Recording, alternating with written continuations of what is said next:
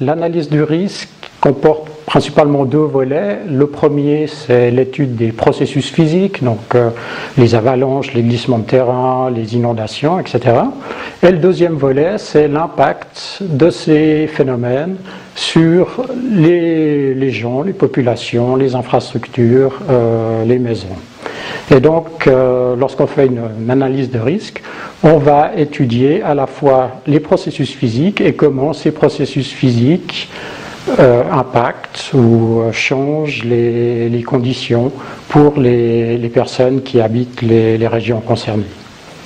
Alors, dans les préalpes, les principaux phénomènes auxquels on est couramment, plus ou moins couramment confrontés sont les glissements de terrain, les chutes de pierres, les inondations, les coulées de boue, les laves torrentielles, les avalanches de neige évidemment, les effondrements de collines et les tremblements de terre de temps en temps.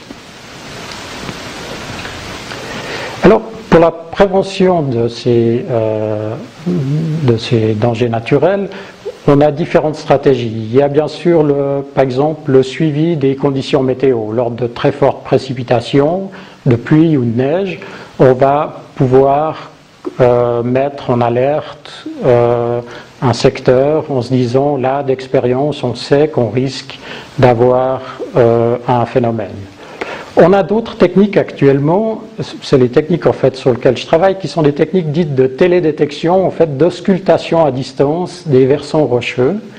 Et avec ces techniques, on arrive à imager, à avoir une image des versants rocheux, et plus particulièrement de la déformation, avec une précision de l'ordre du millimètre.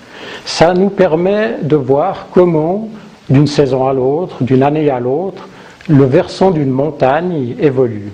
Et ça nous donne une image de la déformation au sein de la montagne et de pouvoir localiser et éventuellement prévenir le déclenchement d'une crise, c'est-à-dire éventuellement d'une catastrophe. Donc ça a un petit peu changé notre façon de travailler. Avant, on allait de crise en crise, dans le sens où on avait un effondrement, et puis 70 ans après, on avait un autre effondrement au même endroit. Donc les deux, on se disait, bon, il s'est rien passé, c'était une période calme.